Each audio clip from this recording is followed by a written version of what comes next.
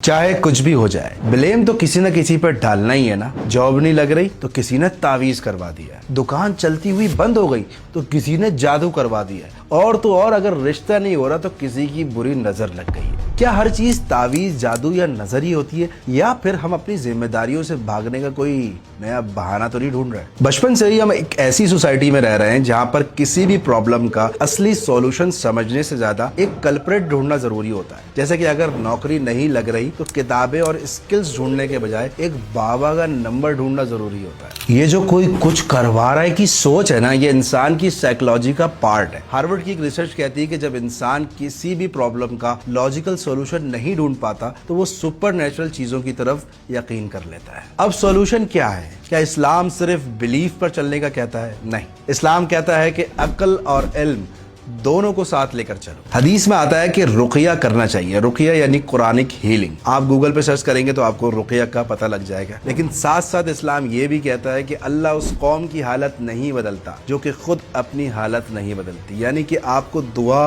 रुकिया और इसके साथ साथ एफर्ट भी करते रहनी चाहिए। प्रॉब्लम ये नहीं है कि हम अल्लाह पर यकीन नहीं रखते, प्रॉब्लम ये है कि हम अपनी जिम्मेदारियां भी अल्लाह पर डाल देते हैं। अगर तुम अल्लाह पर यकीन रखते हो तो अल्लाह की दी हुई अकल का इस्तेमाल भी करो, वरना तो ये दुनिया भी हाथ से जाएगी और आखिरत भी।